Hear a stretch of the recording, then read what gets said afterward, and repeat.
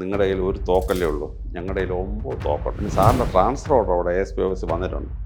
Sir അത് വാങ്ങിച്ചോണ്ട് അങ്ങ് പോയാൽ മതി എന്ന് പറഞ്ഞു. AK സെൻറ്ററിൽ പോകുന്ന വണ്ടി അതുപോലെ തന്നെ കോൺഗ്രസിൻ്റെ വെള്ളയമ്പലം ഓഫീസിലോട്ട് പോകും, അത്രേ ഉള്ളവർക്ക്. അപ്പോൾ ഞാനിങ്ങനെ പോകാത്ത കാരണം ഇപ്പം 33 കൊല്ലത്തിൻ്റെ സർവീസ് കൊണ്ട് എനിക്ക് 32 ട്രാൻസ്ഫർ കിട്ടി. എതിർപ്പുകളെയൊക്കെ എങ്ങനെ നമുക്ക് നേരിടാൻ പറ്റും? അപ്പോൾ എനിക്ക് 32 ട്രാൻസ്ഫർ കിട്ടിയോണ്ട് എനിക്ക് സങ്കടമൊന്നുമില്ല. അത് ഈശ്വര നിശ്ചയം. ഞാൻ ഭാഗവതം ഒരു 10 തവണയിലും വായിച്ചിട്ടുള്ള ആളാണ്.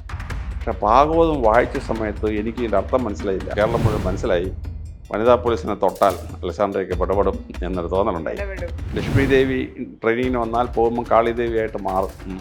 കേരള ചരിത്രം മാറുന്നൊരു പരടായിരുന്നു. 3300 വനിതാ പോലീസിനെ ഞാൻ ട്രെയിൻ ചെയ്തു. അപ്പോൾ എല്ലാ പോലീസ് സ്റ്റേഷനിലും വനിതകൾ വന്ന് കംപ്ലയിൻറ്റ് അവിടെ ഇരിക്കാൻ തുടങ്ങിയതോടുകൂടി സ്ത്രീകൾക്ക് അവർക്കെതിരെയുള്ള പരാതികൾ പോലീസ് സ്റ്റേഷനിൽ നിന്ന് പറയാൻ ധൈര്യമുണ്ടായി. ചന്ദ്രവും ശ്രീധരപ്പണിക്കരും മൃഗസമ്മതം നോക്കിയിട്ട് പറയുന്നു, സാർ അധികാര അധ്യാപനായിരിക്കാൻ പറ്റിയില്ല, രാജ്യം ഭരിക്കുന്നൊരു പരീക്ഷയുണ്ട്, അത് എഴുതിയാൽ സാറ് തലയിൽ കിരീടം വെക്കുന്ന ജോലിയിലേക്ക് എത്തും, IPS എത്തുമെന്ന് പറഞ്ഞു. നമ്മൾ വായ് മൂടിക്കെട്ടിയ ഒരാളാണ്. പുറത്തുള്ളവർക്കെല്ലാം നമ്മളെ വിമർശിക്കാം, ഒരു നാടിനെ ഉയർത്തി. അപ്പോൾ എക്കണോമിക് ഡെവലപ്മെൻറ്റ് ഓഫ് ഗോവർദ്ധന, ഇതാണ് ഭഗവാൻ ചെയ്തത്. സാർ നമസ്കാരം. നമസ്കാരം. സാറിനെ കുറിച്ച് ഇപ്പോൾ പറയുകയാണെങ്കിൽ മോട്ടിവേഷണൽ സ്പീക്കറാണ്, സ്പിരിച്വൽ സ്പീക്കറാണ്, അങ്ങനെ ഒരുപാട് വിശേഷണങ്ങളാണ് സാറിന് ഇപ്പോൾ ഉള്ളത്. ഇപ്പോൾ യൂട്യൂബ് എടുത്ത് നോക്കിയാൽ സാറിൻ്റെ ഓരോ വീഡിയോസ് നമ്മുടെ ഫീഡിൽ ഇങ്ങനെ കയറി വരും. അപ്പം ശരിക്കും പറഞ്ഞാൽ സാർ ഒരു അധ്യാപകനായിരുന്നു, ബാങ്കിലൊരു ജോലി കിട്ടിയിരുന്നു. എന്നിട്ടും എന്തുകൊണ്ടാണ് പോലീസിലേക്ക് പോകണമെന്നൊരു ആഗ്രഹം വന്നതും പോലീസ് ജോലി തിരഞ്ഞെടുക്കാനുള്ള കാരണം? ഞാൻ ആക്സിഡൻറ്റിലാണ് പോലീസിലേക്ക് വരുന്നത്. അപ്പോൾ ഞാൻ പഠിക്കുന്ന കാലത്ത് ഈ വിഷയങ്ങളിങ്ങനെ പഠിച്ചു പോവുക. അപ്പം BSc കഴിഞ്ഞപ്പോൾ MA ഇംഗ്ലീഷ് എടുത്തു, MA ഹിസ്റ്ററി എടുത്തു, MA പൊളിറ്റിക്സ് എടുത്തു. അങ്ങനെ എടുത്തുകൊണ്ടിരിക്കുമ്പോഴാണ് എനിക്ക് കോളേജ് ലെക്ചറായിട്ട് കിട്ടുന്നു, ബാങ്ക് മാനേജറും കിട്ടുന്നു. ഇപ്പോൾ ബാങ്ക് മാനേജർക്ക് 1800 രൂപ ഒരു മാസം ശമ്പളം, ലെക്ചർക്ക് 620 രൂപയേ ഉള്ളൂ.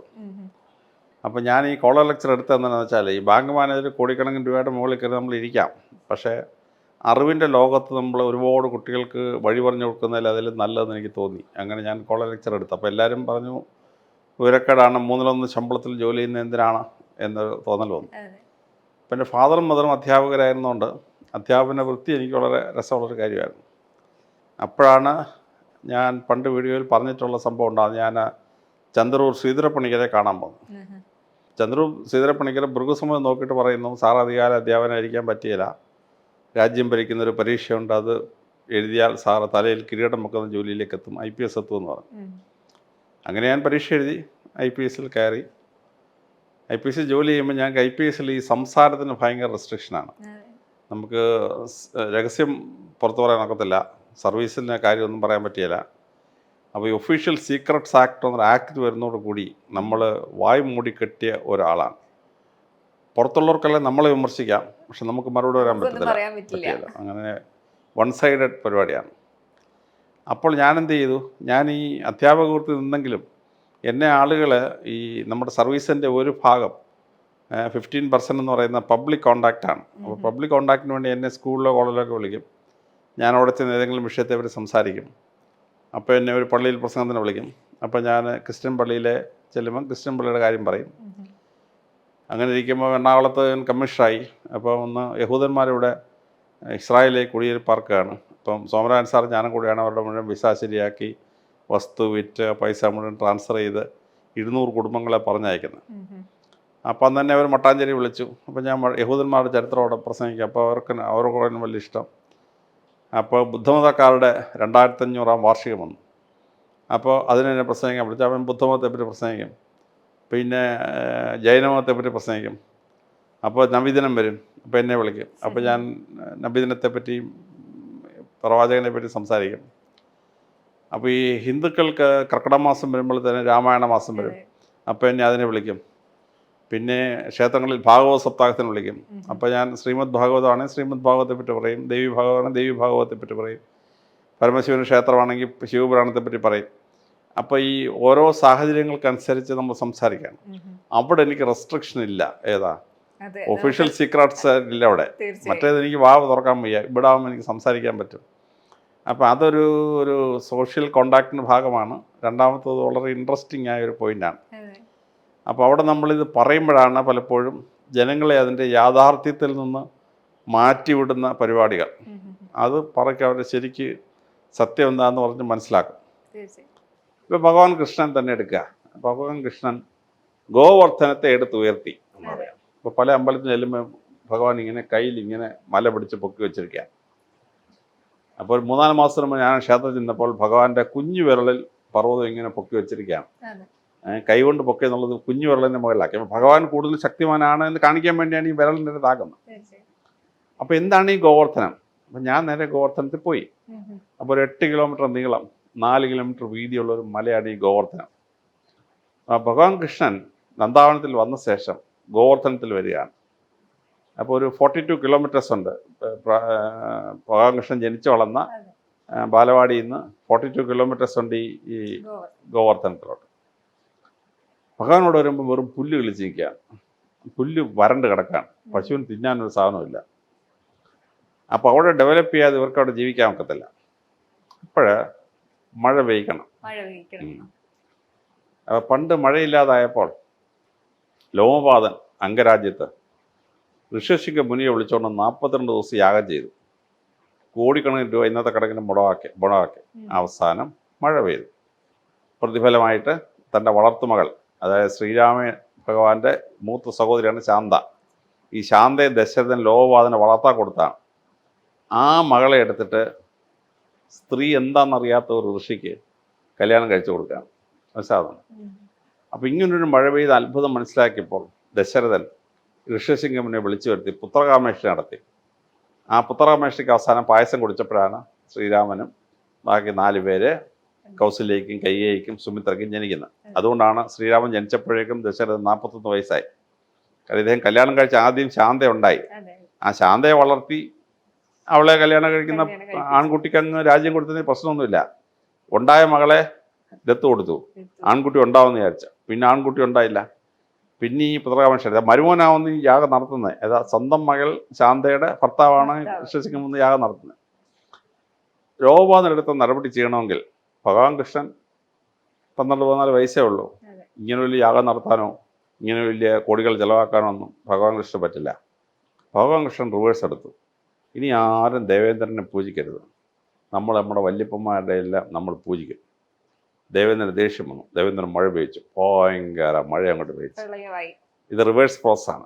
മനസ്സിലാവും. പോസിറ്റീവ് ഇത് നമുക്കൊരു കാര്യം ചെയ്യാം. ഒരാളെ ദേഷ്യപ്പെടുത്തുകയും ചെയ്യാം. അപ്പം വളരെ ഭംഗിയായിട്ട് തെങ്ങയിൽ കയറി മേളിൽ ചെന്ന് തേങ്ങ ഇടും. കവുങ്ങിന് കടക്കെടുക്കും. പക്ഷെ പലരും ചെയ്യുന്ന ചില തെങ്ങ് കയറ്റക്കാർ ചെയ്യുന്നതെന്നറിയാമോ? ഒരു കവുങ്ങ് കൂടെ മേളിൽ കയറി മേളിൽ ചെന്നിട്ട് തൊട്ടടുത്തുള്ള കവുങ്ങിനെ കാൽ വെച്ചൊരു തൊഴി ഒഴിക്കും. കവുങ്ങ് അങ്ങോട്ട് പോയിട്ട് തിരിച്ചു വരുമ്പോൾ അദ്ദേഹം പിടിച്ചിട്ട് അതിനകത്ത് എടുക്കും. ഇത് ഭഗവാൻ കൃഷ്ണൻ ചെയ്ത മെത്തേഡാണ്. കിക്ക് ചെയ്തിട്ട് സാധനം ചെയ്യിക്കുക. അപ്പം ഋഷ്യസിംഹം ചെയ്തതുപോലെ അനുകൂലമായിട്ട് പൂജിച്ചും മഴ പെയ്ക്കാം. ഭഗവാൻ കൃഷ്ണൻ ചെയ്തത് എതിർത്തും മഴ പെയ്ക്കാം. പക്ഷെ ഭഗവാൻ കൃഷ്ണൻ ചെയ്ത പണിയാണെന്ന് വെച്ചാൽ ആ ഗോവർദ്ധനഗിരിയുടെ 8 കിലോമീറ്റർ എന്നുള്ള 4 കിലോമീറ്റർ വീതിയുള്ള മലയുടെ ചുറ്റും 64 കുളങ്ങൾ ഒഴിച്ചു. മലയിൽ മഴ പെയ്താൽ ആ മഴയിൽ ചാല് വെട്ടിയിട്ട് ആ ചാല് വന്ന് ഈ കുളത്തിൽ നിറഞ്ഞിട്ട് ഈ 64 കുളങ്ങളെ ചുറ്റുമുള്ള പ്രദേശത്ത് ഒരു 64 ചതുരശ്ര കിലോമീറ്റർ സ്ഥലത്ത് കണക്ട് ചെയ്ത് കനാൽ വെട്ടി കണക്ട് ചെയ്തു. അപ്പോൾ ഈ പെയ്ത മഴ മുഴുവൻ ഈ കുളങ്ങളിൽ ശേഖരിച്ച് ഈ 64 ചതുരശ്ര കിലോമീറ്റർ പരന്നു. അങ്ങനെ 64 ചതുരശ്ര കിലോമീറ്റർ സ്ഥലം സസ്യശ്യാമളമായ. ഭഗവാൻ കൃഷ്ണൻ പോയിട്ടിപ്പോൾ ഒരു 5000 വർഷമായി. പക്ഷേ 5000 കൊല്ലമായിട്ട് ഇപ്പോഴും ഗോവർദ്ധനൻ്റെ ചുറ്റുമുള്ള സ്ഥലം സസ്യശ്യാമളമായ പ്രകൃതിയാണ്. അപ്പോൾ ഈ ഭഗവാൻ കൃഷ്ണന് കൂടുള്ള പശുക്കൾക്ക് മേയാൻ ഇഷ്ടം പോലെ സ്ഥലമായി, ഇഷ്ടം പോലെ പുല്ലായി. അപ്പോൾ ഈ ഗോപാലകന്മാർക്ക് താമസിക്കാൻ വീട് വെച്ചവിടെ. അങ്ങനെ ഒരു ബാരൻ മലയും അവിടെ വീഴുന്ന വെള്ളവും കൊണ്ട് ഒരു നാടിനെ ഉയർത്തി. അപ്പോൾ എക്കണോമിക് ഡെവലപ്മെൻറ്റ് ഓഫ് ഗോവർദ്ധനം ഇതാണ് ഭഗവാൻ ചെയ്തത്. ഇതറിയാത്ത ഒരാൾ അമ്പലത്തിന് മുറ്റത്തുനിന്ന് പ്രസംഗിക്കുകയാണ് ഭഗവാൻ ഇങ്ങനെ മല പൊക്കിയിടാം. അപ്പോൾ സാധാരണത്തിന് മനസ്സിലാവത്തില്ല. അപ്പോൾ ഞാൻ ഈ ഗോവർദ്ധനത്തിൽ പോയിട്ട് അവിടെ കണ്ട സംഭവം എന്താണെന്ന് ജനക്കൂട്ടത്തോട് പറയും. അപ്പോൾ ജനക്കൂട്ടത്തിന് മനസ്സിലാവും എന്തുവാണ് ഈ ഗോവർദ്ധനഗിരി ഉയർത്തിയെന്ന്. അപ്പം ഞാൻ ഈ ഗോവർദ്ധനഗിരി കയറി മേളിൽ ചെന്നു. അപ്പോൾ അവിടെ ഒരു സ്വർണം പൂശിയൊരു ക്ഷേത്രം, ഒരു 100 മീറ്റർ താഴെ നടന്നെത്തുമ്പോൾ വെള്ളി പൂശിയൊരു ക്ഷേത്രം, പിന്നെ കുറച്ച് താഴെ വരുമ്പോൾ ഒരു ചെമ്പ് പൂശിയൊരു ക്ഷേത്രം, പിന്നെ ഒരു ഇരുമ്പ് പൂശിയൊരു ക്ഷേത്രം, ഏഴാമത്തെ ക്ഷേത്രം തടിയാണ്. താഴെ എത്തുമ്പം കളിമണ്ണ് മാത്രമുള്ളൊരു ക്ഷേത്രം. അപ്പം ഞാൻ അമ്പരന്ന് പോയി. ഞാൻ ആ പൂജാരി വിളിച്ച് ചോദിച്ചു, എന്താണ് പൂജാരി ഇതിൻ്റെ അർത്ഥം? ആ പൂജാരി പറഞ്ഞു, സാറ് പോയില്ല IPS സെക്രട്ടറി IG അല്ലേ, സാർ ഈ IG സ്ഥാനത്ത് ഇരിക്കുമ്പോൾ തൊപ്പിയൊക്കെ വെക്കുമ്പോൾ സാറിനൊരു തോന്നലുണ്ട് ഞാൻ ഏതോ ആണെന്ന്. അതാണ് ആ സ്വർണം പൂശിയ. കുറച്ച് കഴിയുമ്പോൾ സാറിന് ഒരു അധികാരമുള്ള പോസ്റ്റിലോട്ട് അങ്ങ് ട്രാൻസ്ഫർ ചെയ്യും. സാറിനെ സിമെൻറ്റ് കോർപ്പറേഷൻ MD ആക്കും. അതാണ് സാറ് വെള്ളി പൂശിയ ക്ഷേത്രം എന്ന് പറയുന്നത്. കുറച്ച് കഴിയുമ്പോൾ സാറ് ട്രാൻസ്ഫർ എല്ലാം കഴിഞ്ഞിട്ട് കുറച്ച് കാലം ഇച്ചിരി റെസ്റ്റ് എടുക്കും. അതാണ് ചെമ്പ് പൂശിയ ക്ഷേത്രം. അവസാനം സാറ് റിട്ടയർ ചെയ്തിട്ട് ഒരിടത്ത് ഇരിപ്പാവും. അതാണ് തടി കൊണ്ടുണ്ടാക്കിയ ക്ഷേത്രം. സാറ് മരിക്കുമ്പോൾ സാറിനെ എല്ലാവരുടെ ഭസ്മമാക്കിയിട്ട് ആറ്റിൽ ഒഴുക്കും. സാറ് മണ്ണാണ്, സാറ് മണ്ണിലേക്ക് ലയിക്കും. അതാണ് കളിമണ്ണ് കൊണ്ടുള്ള ക്ഷേത്രം എന്ന് പറയുന്നത്. അപ്പോൾ ഞാൻ ഭാഗവതം ഒരു 10 തവണയിലും വായിച്ചിട്ടുള്ള ആളാണ്. പക്ഷെ ഭാഗവതം വായിച്ച സമയത്ത് എനിക്ക് ഇതിൻ്റെ അർത്ഥം മനസ്സിലായില്ല. ഞാൻ മല വീണ്ടും കയറി ഓരോ ക്ഷേത്രത്തിലും കൊത്തിവെച്ചിരിക്കുന്ന സംസ്കൃത ശ്ലോകം, അതിൻ്റെ അർത്ഥം ഞാൻ മെനക്കെട്ടിരുന്ന് ആ ശ്ലോകത്തിൻ്റെ നമ്പർ നോക്കി അതിൻ്റെ അർത്ഥം മനസ്സിലാക്കി, അവിടെ വന്ന ആളോട് ചോദിച്ച് മനസ്സിലാക്കി. അങ്ങനെ 8 ക്ഷേത്രവും ഇറങ്ങി താഴെ വന്നപ്പോൾ എൻ്റെ ജീവിതം പുതിയൊരു വീക്ഷണമായി. അപ്പോൾ ഇന്ത്യയിലെ എല്ലാ ജനങ്ങളും ഗോവർദ്ധനം പോയി കാണാൻ പറ്റുമോ? പറ്റിയല്ല. അപ്പോൾ ഗോവർദ്ധനഗിരി ഉയർത്തുന്നത് എന്താണെന്ന് ഒരു ഭാഗവത സപ്തത്തിൽ പ്രസംഗിക്കുന്ന ഒരു ആചാര്യൻ എന്താണ് ഈ ഗോവർദ്ധനഗിരി ഉയർത്തുന്നത് പറഞ്ഞ് മനസ്സിലാക്കണം. അല്ലാതെ ഭഗവാൻ ഇങ്ങോട്ട് വന്ന് മല ഇങ്ങനെ പൊക്കി വെള്ളം അങ്ങ് തടഞ്ഞു നിർത്തി അതിൻ്റെ കീഴിൽ ഗോക്കളെല്ലാം നിർത്തി എന്നും പറഞ്ഞ് കഥ പറഞ്ഞാൽ അത് കേൾക്കുന്ന ഒരു സാധാരണ ജനത്തിന് എന്താണ് ഈ ഗോവർദ്ധനഗിരി ഉയർത്തിയെന്ന് അർത്ഥം മനസ്സിലാവില്ല. മനസ്സിലാവുന്നുണ്ട്. അപ്പം ഞാനീ പോകുമ്പോൾ ഓരോ പ്രസംഗത്തിന് പോകുമ്പോൾ അതിൻ്റെ അർത്ഥം മനസ്സിലാക്കിയിട്ടാണ് പലപ്പോഴും ഞാൻ ആ സ്ഥലം പോയി കണ്ടിട്ടാണ് അത് പറഞ്ഞ് മനസ്സിലാക്കുന്നത്. അപ്പോൾ ആ ജനത്തിന് കാര്യം മനസ്സിലാവും എന്താണ് ഈ സംഭവം എന്നുള്ളത്. അപ്പോൾ ഈ രീതിയിലാണ് ഞാൻ എപ്പോഴും പ്രസംഗിക്കുന്നത്. അപ്പോൾ അതിനൊരു ആപ്ലിക്കേഷൻ വന്നു. അപ്പോൾ ചിലപ്പോൾ എന്നെ നഴ്സറി സ്കൂളിൽ വിളിക്കും. അപ്പം ഞാനവിടെ പോയിട്ട് ഈ കുട്ടികളെ വളർത്തുന്നതിനെ പറ്റി എലിസബത്ത് ഹർലോക്ക് എന്നൊരു സ്ത്രീ ചൈൽഡ് ഡെവലപ്മെൻറ്റ് ഒരു പുസ്തകം എഴുതിയിട്ടുണ്ട്. ലോകമെങ്ങും കുട്ടികളെ വളർത്തുന്നതിനെ പറ്റിയുള്ള 1000 തീസിസുകളുടെ സമാഹാരമാണ് ഈ പുസ്തകം. അപ്പോൾ ഗർഭത്തിലിരിക്കുമ്പോൾ ഒരു സ്ത്രീ കുഞ്ഞിന് ബുദ്ധി ഉണ്ടാവാൻ എന്തൊക്കെ ചെയ്യണം? പ്രസവിച്ച് കഴിഞ്ഞാൽ ഒരു കുട്ടിക്ക് ബുദ്ധി ഉണ്ടാക്കാൻ അപ്പനും അമ്മയ്ക്കും കിട്ടുന്ന സമയം 12 വയസ്സ് വരെ മാത്രമേ ഉള്ളൂ. അപ്പോൾ തലച്ചോറിന് ബുദ്ധിശക്തി എന്തുവാണ്? തലച്ചോറിനകത്തുള്ള ലക്ഷക്കണക്കിന് ന്യൂറോൺസ് അത് ത്രസിക്കുമ്പോൾ തലച്ചോറിൻ്റെ ഓരോ ന്യൂറോണിനും 50 മുതൽ 1000 വരെ ശാഖകളുണ്ടാവും. ഈ ശാഖകൾ ഇങ്ങനെ ഇളകിയിട്ട് വേറൊരു ന്യൂറോണിൻ്റെ ശാഖയുമായിട്ട് പോയി കൂട്ടിപ്പിടിപ്പിക്കും. അതിനാണ് സിനാപ്സിസ് എന്ന് പറയുന്നത്. അപ്പോൾ തലച്ചോറിലെ സിനാപ്സിസിൻ്റെ എണ്ണം എത്ര കൂടുന്നു അത്ര അയാൾ ബുദ്ധിയുള്ളതായിരിക്കും. അപ്പോൾ ഈ സിനാപ്സിസിൻ്റെ എണ്ണം കൂട്ടാനായിട്ട് ഞാൻ MBBS പഠിച്ച ഡോക്ടറൊന്നുമല്ല, ഞാൻ ഈ പുസ്തകം വായിച്ചിട്ട് പറയാം. അപ്പോൾ കൂട്ടാനായിട്ട് എന്ത് ചെയ്യാൻ പറ്റും? ഒരു കുട്ടി ജനിച്ചു വീഴുമ്പോൾ കുട്ടിയുടെ തലയൊട്ടി അളന്നാലേ ഒരു 30-33 സെൻറ്റിമീറ്റർ ഉണ്ടാവും. കുട്ടിക്കൊരു 3 വയസ്സാകുമ്പോൾ അത് 36-39 സെൻറ്റിമീറ്റർ ആവും. കുട്ടിക്കൊരു 7 വയസ്സാകുമ്പോൾ 46-41 സെൻറ്റിമീറ്റർ ആവും. കുട്ടിക്ക് 12 വയസ്സാകുമ്പോൾ 50 മുതൽ ഒരു 57 സെൻറ്റിമീറ്റർ ചുറ്റുള്ളതായിരിക്കും. പിന്നെ തലച്ചോറും തലയോട്ടിയൊന്നും വളരത്തില്ല. ഈ തലയോട്ട് ഉണ്ടാക്കപ്പെട്ട 8 ക്രേനിയൽ ബോൺസ് കോൺക്രീറ്റ് സെറ്റ് ചെയ്ത് നമുക്ക് സെറ്റ് ചെയ്യും. അപ്പോൾ ഒരപ്പനും അമ്മയ്ക്കും ഒരു കുട്ടിയെ വളർത്തി വലിയ ആളാക്കാൻ 12 വയസ്സ് വരെ അവസരമുള്ളൂ. പക്ഷെ പല തന്തയ്ക്കും 12 വയസ്സ് കഴിഞ്ഞാണ് ഈ കുട്ടിയെ അറ്റൻഡ് ചെയ്യാനുള്ള സമയം കിട്ടുന്നത്. ഈ സമയമോ ചെറിയ കൊച്ചു കളിച്ച് നടക്കട്ടെ എന്ന് വിചാരിച്ച് അറ്റൻഡ് ചെയ്യത്തില്ല. അപ്പം ഞാനൊരു മിഡിൽ സ്കൂൾ ലോവർ LP സ്കൂളിലോ ഒരു നഴ്സറി സ്കൂളിലോ പ്രസംഗിക്കാൻ പോകുന്നെങ്കിൽ എലിസബത്ത് ഹർലോക്ക് കുട്ടികളെ വളർത്തുമ്പോൾ ചെയ്യാൻ പറഞ്ഞ കാര്യങ്ങൾ സിമ്പിളായിട്ട് പറഞ്ഞു കൊടുക്കും. അപ്പം മാതാപിതാക്കൾക്ക് പല മാതാപിതാക്കളും നിരക്ഷരായിരിക്കാം. കൊച്ചുകുട്ടിയെ കൊണ്ട് വിട്ടിട്ട് അവരുടെ അടുത്ത് ജോലിക്ക് പോവുകയാണ്. അപ്പോൾ ഡെയിലി വേജ് വർക്കറായിരിക്കും. കുട്ടിയെ കൊണ്ട് നഴ്സറി സ്കൂളിൽ ഡെയിലി വേജിന് പോയിരിക്കുകയാണ്. അപ്പോൾ ആ ആനിവേഴ്സറിക്ക് വരുന്ന ഒരാളിന് കുട്ടിയെ വളർത്താൻ ഞാൻ എന്തൊക്കെ ചെയ്യേണ്ടതെന്ന് ഊഹം കിട്ടും. മനസ്സിലാകുന്നുണ്ട്? അപ്പോൾ ആ രീതിയിലായിരിക്കും ഞാൻ അവിടെ പ്രസംഗിക്കുക എന്ന് പറയുന്നത്. അപ്പോൾ ആ പ്രസംഗത്തിൻ്റെ ലക്ഷ്യം എന്ന് പറഞ്ഞാൽ, പക്ഷേ ഒരു ഹൈസ്കൂളിലോ കോളേജിലാണോ പോകുന്നതെങ്കിൽ ഞാൻ പരീക്ഷ എഴുതുമ്പോൾ മാർക്ക് വാങ്ങിക്കാൻ കിട്ടുന്ന ഉപയോഗിക്കാവുന്ന 12 മെത്തേഡ്സ് പറഞ്ഞു കൊടുക്കും. അല്ലെങ്കിൽ ഓർമ്മശക്തി നമുക്ക് 3-4 ഇരട്ടിയായിട്ട് വർദ്ധിപ്പിക്കാം. മെമ്മറി വർദ്ധിപ്പിക്കാൻ വേണ്ടിയുള്ള വിശ്വപ്രസ്ഥാന ടെക്നിക്ക് എന്തൊക്കെയാണ്. അപ്പോൾ അത് കുട്ടികൾ നോട്ട് ചെയ്ത് വെച്ച ശേഷം അവർ പരീക്ഷയ്ക്ക് അതെടുത്ത് പ്രയോഗിക്കും. അവർ പഠിക്കുമ്പോൾ ബുദ്ധി കൂടാൻ വേണ്ടി അതെടുത്ത് പ്രയോഗിക്കും. അപ്പോൾ ഈ പ്രാക്ടിക്കൽ നോളജ് പറഞ്ഞു കൊടുക്കാൻ ഒരു IPS ഉദ്യോഗസ്ഥൻ്റെ ജോലി അല്ല അത്. പക്ഷേ IPS ഉദ്യോഗസ്ഥന് ജോലി ചെയ്യുന്ന സമയത്ത് തന്നെ ഞാൻ ഈ പ്രൈവറ്റായിട്ട് കിട്ടുന്ന സമയങ്ങളിൽ ജനറൽ നോളജിൽ നിന്ന് ഇങ്ങനെ പറഞ്ഞു കൊടുക്കും. അത് വളരെ രസകരമായൊരു സംഭവമാണ്.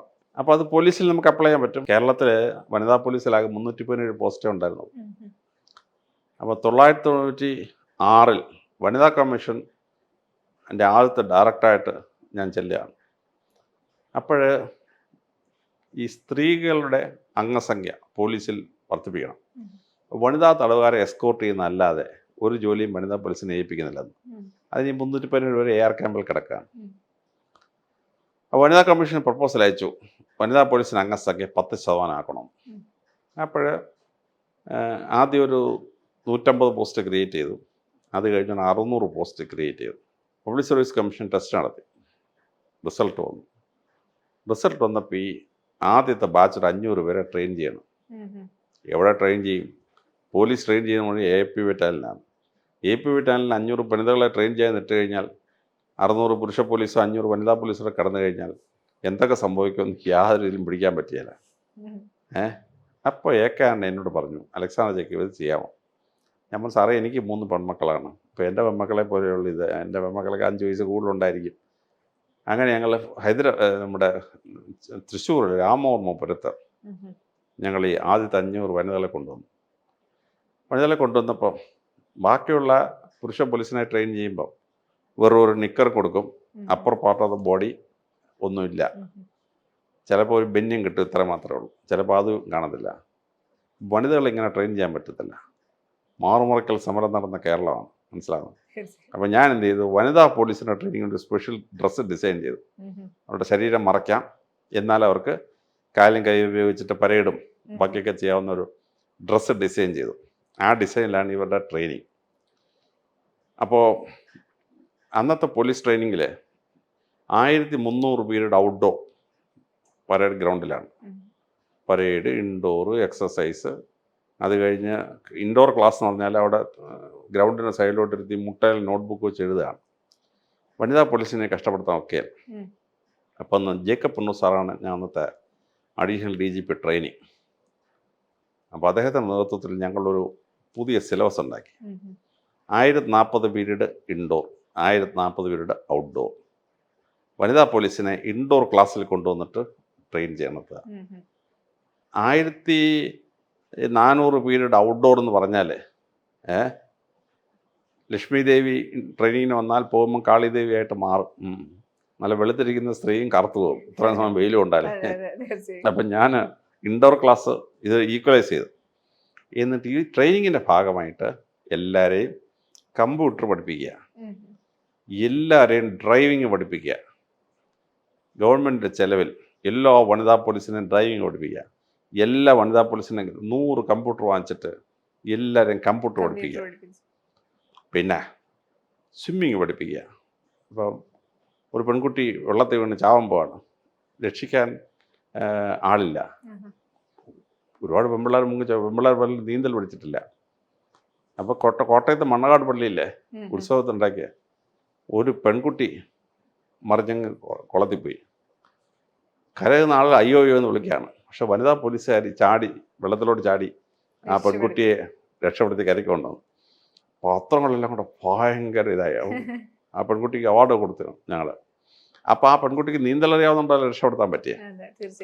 അപ്പോൾ തിരുവനന്തപുരം പത്മനാഭസ്വാമി ക്ഷേത്രത്തിൽ ഒരു പ്രാന്തൻ ഒരാളിനെ ഞെക്കി വെള്ളത്തിൽ മുക്കി കൊല്ലാൻ ശ്രമിക്കുക. പ്രാന്തനാണെന്ന് ആർക്കും മനസ്സിലാവുന്നില്ല. 3 പോലീസുകാരെ കരയ്ക്ക് നിൽപ്പുണ്ടാവും. 3-ന് നീന്തൽ അറിഞ്ഞൂടാ. അവർക്ക് ചാടാൻ വയ്യ. അയാളെ കൊന്നു, മർഡർ ചെയ്തു. വലിയ സംഭവം. അപ്പോൾ ടെലിവിഷൻ കാണിക്കുകയാണ്, 3 പോലീസുകാരെ കണ്ടുകൊണ്ട് നിൽക്കുന്ന ഒരാളിനെ മുക്കിക്കൊല്ലുന്നു, പ്രാന്തം മുക്കിക്കൊല്ലുന്നു എന്ന് പറഞ്ഞിട്ട്. അപ്പോൾ കമ്പൽസറി ആയിട്ട് മുഴുവൻ വനിതാ പോലീസിനെ നീന്തൽ പഠിപ്പിച്ച് ആദ്യം, പിന്നെ പുരുഷ പോലീസിനെ പഠിപ്പിച്ചു. അപ്പോൾ ഈ സിലബസ് മാറി വന്നതോടുകൂടി ഈ പോലീസ് വളരെ രൂപവും ഭാവവും ഉണ്ടായി. ഇപ്പോൾ വനിതാ പോലീസുകാരെ കൊണ്ട് ഒരു പരേഡ് പുള്ളി നടത്താൻ പറ്റുമോ സംശയമായിരുന്നു. ആദ്യം പ്ലറ്റൂൺ കമാൻഡറും കമ്പനി കമാൻഡറും എല്ലാം പുരുഷൻ, ഓർഡിനറി പോലീസ് മുഴുവൻ സ്ത്രീ. ഉം. പിന്നെ പ്ലറ്റൂൺ കമാൻഡർ സ്ത്രീയാക്കി, കമ്പനി കമാൻഡറും പരേഡ് കമാൻഡറും സ്ത്രീ, പുരുഷൻ. ആ, പുരുഷന്മാർ. പിന്നെ അതും മാറി. അവസാനം ഒരു പരേഡ് നടത്തി. Parade commander, deputy commander, platoon commander, company commander complete സ്ത്രീകൾ. കേരള ചരിത്രം മാറുന്നൊരു പരേഡായിരുന്നു. അത് കഴിഞ്ഞപ്പോൾ ഏക്കാരനെ 600 പോസ്റ്റ് വീണ്ടും ക്രിയേറ്റ് ചെയ്തു, 600 പോസ്റ്റ്. ചുരുക്കം പറഞ്ഞാൽ 4.5 വർഷം കൊണ്ട് 3300 വനിതാ പോലീസിനെ ഞാൻ ട്രെയിൻ ചെയ്തു. അതായത് 317 ആകെ കേരളത്തിൽ പോസ്റ്റുള്ള സ്ഥലത്ത് 3300 വനിതകളെ ഞാൻ പോസ്റ്റ് ചെയ്തു. പോസ്റ്റ് ചെയ്ത് തന്നെയല്ല, വനിതാ പോലീസ് ഫണ്ട് ARന്റെ ഭാഗമായിരുന്നു. അവരെ ലോക്കൽ പോലീസിൻ്റെ ഭാഗമാക്കി. പിന്നീട് AP ബറ്റാലിയൻ വഴി AR വഴി എല്ലാവരും ലോക്കൽ പോലീസ് പോലാക്കിയ നിയമം മാറ്റി. അപ്പോൾ പോലീസ് സ്റ്റേഷനിൽ നേരിട്ട് വനിതകൾ വന്നതോടുകൂടി, പണ്ട് സ്ത്രീകൾ ചെന്നിട്ട് അവളെ മോളസ്റ്റ് ചെയ്തു അല്ലെങ്കിൽ റേപ്പ് ചെയ്യുന്ന സംഭവം പറയേണ്ട അവിടെ ഇരിക്കുന്ന ഒരു പുരുഷ പോലീസിനോടാണ്. അപ്പോൾ ഒരു സ്ത്രീക്ക് ഞാൻ ബലാത്സംഗം ചെയ്യപ്പെട്ടെന്ന് പറയാൻ ഒരു പുരുഷ പോലീസിനോട് പറയാൻ ഭയങ്കര തുറന്നു പറയാൻ ബുദ്ധിമുട്ടാണ്. അപ്പോൾ ആദ്യം അവൻ എവിടെ പിടിച്ചു, പിന്നെ എവിടെ പിടിച്ചു, ലാസ്റ്റിൽ എങ്ങനെയാണ് നിന്നെ ബലാത്സംഗം ചെയ്തേ, ഈ ചോദ്യം ഇത് ഉത്തരം പറയാൻ പല സ്ത്രീകൾ ഈ കംപ്ലയിൻറ്റ് ചെയ്യാൻ തന്നെ ധൈര്യപ്പെട്ടില്ല. അപ്പോൾ എല്ലാ പോലീസ് സ്റ്റേഷനിലും വനിതകൾ വന്ന് കംപ്ലയിൻറ്റ് അവിടെ ഇരിക്കാൻ തുടങ്ങിയതോടുകൂടി സ്ത്രീകൾക്ക് അവർക്കെതിരെയുള്ള പരാതികൾ പോലീസ് സ്റ്റേഷനിൽ ഒന്ന് പറയാൻ ധൈര്യമുണ്ടായി. അപ്പോൾ 800 പരാതി വനിതകൾക്ക് അന്ന് വരെ ഉണ്ടായിരുന്നുള്ളൂ. പക്ഷെ ഒരു കൊല്ലം കൊണ്ട് 10,000 പരാതി വന്നു. സ്ത്രീകളുടെ പരാതി 10,000 എണ്ണം പോലീസ് സ്റ്റേഷനിൽ വന്നു. അവിടെ അങ്ങോട്ട് നീതി കൊടുക്കാൻ തുടങ്ങി. മനസ്സിലാകുന്നു. അപ്പോൾ ഈ പോലീസ് സ്റ്റേഷൻ മുഴുവൻ പുരുഷ കേന്ദ്രീകൃതമാണ്. അപ്പം ഞാൻ ട്രെയിൻ ചെയ്ത വനിതാ പോലീസിനോട് പറഞ്ഞു, നിങ്ങൾ എന്നെ അങ്കിളിൽ നിന്ന് വിളിച്ചോളാൻ പറഞ്ഞു. വിളിച്ചിട്ട് എന്തെങ്കിലും പ്രശ്നമാണ് എന്നെ അറിയിക്കാൻ പറഞ്ഞു. അങ്ങനെ കേരളം മുഴുവൻ വനിതാ പോലീസ് എന്നെ IGP അങ്കിൾ എന്നാണ് വിളിക്കുന്നത്. അപ്പോൾ ആദ്യം ഒരു പെൺകുട്ടി ഒരു പോലീസ് സ്റ്റേഷനിൽ നിന്ന് ഒരു പോലീസുകാരൻ കയറി പിടിച്ചു. അപ്പോൾ പെൺകുട്ടി എന്നെ അവൾ സസ്പെൻഡ് ചെയ്തു. അങ്ങനെ ഒരു 11 പേരെ സസ്പെൻഡ് ചെയ്തപ്പോൾ തന്നെ കേരളം മുഴുവൻ മനസ്സിലായി വനിതാ പോലീസിനെ തൊട്ടാൽ അലക്സാണ്ട്രയൊക്കെ ഇടപെടും എന്നൊരു തോന്നലുണ്ടായി. അതോടുകൂടി വനിതാ പോലീസിനെ തൊടാൻ ബാക്കിയുള്ളവർ ഭയപ്പെട്ടു. അപ്പോൾ അതൊരു വലിയൊരു പോസിറ്റീവ് സ്റ്റെപ്പായി. അപ്പോൾ പുരുഷ പോലീസുകാർക്ക് വലിയ ദേഷ്യമാണ്. അവർ സല്യൂട്ട് ചെയ്തിട്ട് സാറ് വന്നിരിക്കുമ്പം പെണ്ണുങ്ങൾ കയറി IG അങ്കിൾ എന്ന് വിളിക്കുന്നു, ഇതെന്തൊരു പരിപാടി എന്നൊക്കെ പറയും. അപ്പോൾ അതൊരു ട്രാൻസ്ഫോർമേഷനാണ്, മനസ്സിലാകുന്നുണ്ട്. അപ്പം അങ്ങനെ ഒരു ട്രാൻസ്ഫോർമേഷൻ ഒരു സ്ട്രിക്റ്റ് ആയിട്ടുള്ള ഡിപ്പാർട്ട്മെൻറ്റ് കൊണ്ടുവരുമ്പം ഒരുപാട് എതിർപ്പുണ്ടാവും, പക്ഷെ ഒരുപാട് അനുകൂലമായ സംഭവം ഉണ്ടാവും. ഇപ്പൊ ഈ സാറിന്റെ പോലീസ് ജീവിതത്തില് സത്യം പറഞ്ഞ ഒരുപാട് കാര്യങ്ങൾ ചെയ്തിട്ടുണ്ട്. അപ്പൊ അതിനെല്ലാം എതിർപ്പുകൾ വന്നിട്ടുണ്ട്, ഒത്തിരി എതിർപ്പുകൾ വന്നിട്ടുണ്ട്.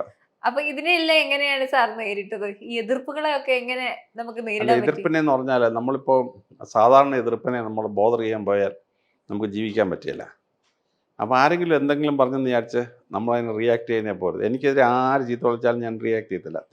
ഈ ഒരു മേഖലയിൽ എന്ന് പറയുമ്പോൾ രാഷ്ട്രീയക്കാരുടെ അടുത്ത് നിന്ന് ഒരുപാട് നമ്മളിങ്ങനെ പുഷ് ചെയ്ത് ഇത് ചെയ്യണമെന്ന് നിർബന്ധിക്കുന്ന ഒരുപാട് ഘട്ടങ്ങളൊക്കെ വരും. അതിനൊക്കെ എങ്ങനെയാണ് നേരിട്ടത്? അതായത് 1991 ഞാൻ പറഞ്ഞു എനിക്ക് ലോ ആൻഡ് ഓർഡർ DGP ആവണ്ട, എറണാകുളത്ത് വെച്ചിട്ടാണ്. അപ്പോൾ ഞാൻ എറണാകുളം കമ്മീഷണറായിരുന്നു. എന്നെ അന്ന് KP 5-ാം ബറ്റാലിയനിൽ ട്രാൻസ്ഫർ ചെയ്തു. 3 മാസം കഴിഞ്ഞപ്പോൾ ഇലക്ഷൻ വന്നു. ആ ഇലക്ഷനിൽ മന്ത്രിസഭ മാറി, കരുണാകരൻ കേരള മുഖ്യമന്ത്രിയായിട്ട് വന്നു. അപ്പോൾ അപ്പോഴൊരു പോലീസ് അസോസിയേഷൻ സംസ്ഥാന സമ്മേളനം ഉണ്ടായിരുന്നു എറണാകുളത്ത്. എന്നെ വിളിച്ചിരുന്നു, മന്ത്രിമാരെ വിളിച്ചിരുന്നു, നേതാക്കന്മാരെ വിളിച്ചിരുന്നു.